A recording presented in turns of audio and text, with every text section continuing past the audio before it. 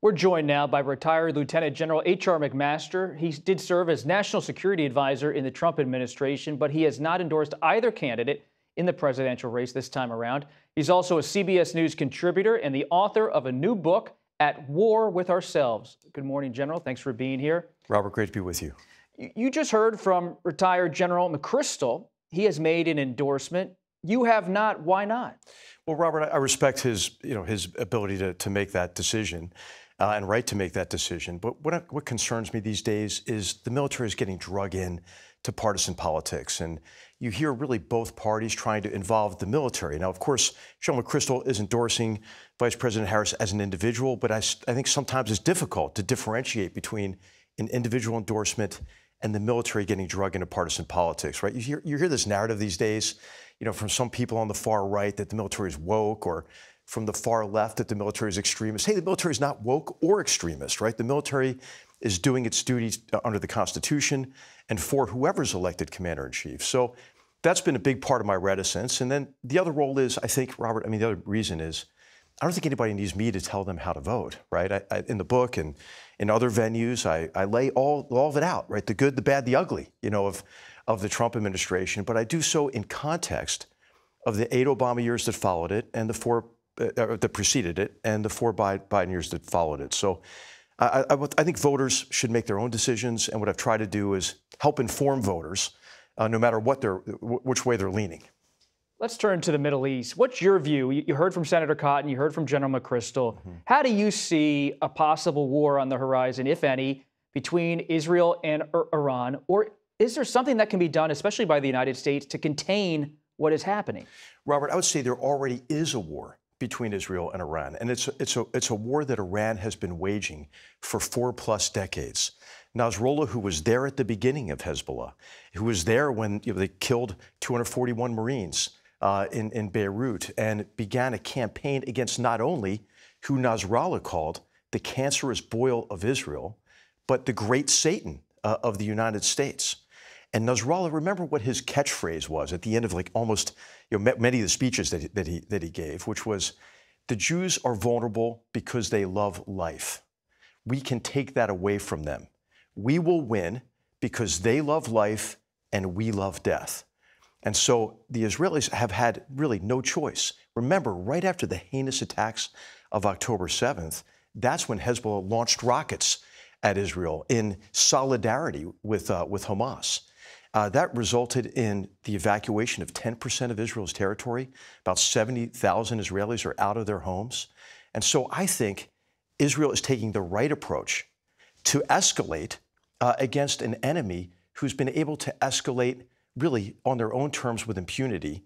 And I think increasingly the United States has to act like we know what the return address is in Iran. Now's the time to double down on the pressure on Iran, to dry up the cash flow. What does that mean, though? Just in terms of financial action, or do you expect there might need to be a U.S. military role down the line for the United States in the Middle East? Well, there already is a military role. In terms of ground troops or airstrikes? Well, I think both. All of this should be kind of on the table, and I think we should act like we know where those rockets are coming from. The 150,000 rockets that Hezbollah has pointed at Israel, the 40,000 or so members of Iran's proxy army in Syria, the Palestinian Islamic Jihad and Hamas in the West Bank, what remains of Hamas in Gaza, those were all trained, equipped, supplied by Iran to create this ring of fire around Israel and to destroy Israel and kill all the Jews. The precursor to that is to act against us. Robert, 175 attacks against U.S. forces and U.S. installations by Iranian proxies since October 8th of last year. General, you say the United States and Israel should be in lockstep or at least aligned as they move forward. But the Pentagon has said, the Biden administration has said they were not informed about these attacks ahead of time. So what does that say about the real state of play between Israel and the United States? I think what Israel has determined is that it had to protect its security and secrecy around this operation. If you think about the blows that they delivered to Hezbollah in the past week, 10 days, it's really unprecedented. just killing so many of them, wounding so many with the beepers and then the walkie-talkies. And then when they couldn't talk securely, they met at a location in Beirut, struck that target. So, Nasrallah has been taken out, but so has all the cadre around him. These are decades long of relationships and knowledge.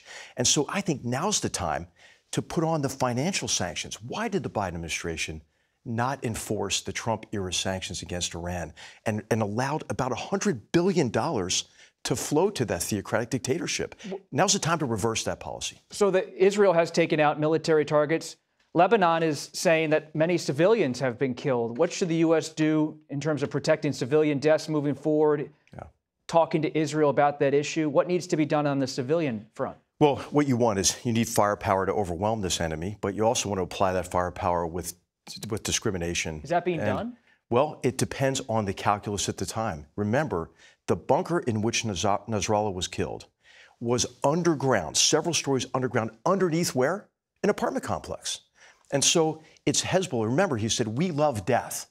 Remember what Hamas leadership said just before the October 7th attacks. The purpose, one of the purposes of that attack was to get some of their own people killed, so they could use that against Israel. So it's really important, I think, at this stage, to continue to impress on the Israelis, apply firepower with discrimination, but also to recognize that these terrorist organizations are the principal causes for the violence and destitution and the suffering of the people in Gaza and the people in Lebanon. Look at the great promise of Lebanon. It's a beautiful country. Look at what Hezbollah has done to that country with their alliance with the Syrians in the 2000s. Remember, we had the Cedar Revolution in 2006 after Hariri's assassination. I mean, the Lebanese people are destitute in large measure because of Hezbollah. And just finally here, former President Donald Trump, who you know well, he met with President Zelensky in recent days. He keeps talking about being able to broker something between Zelensky and Putin.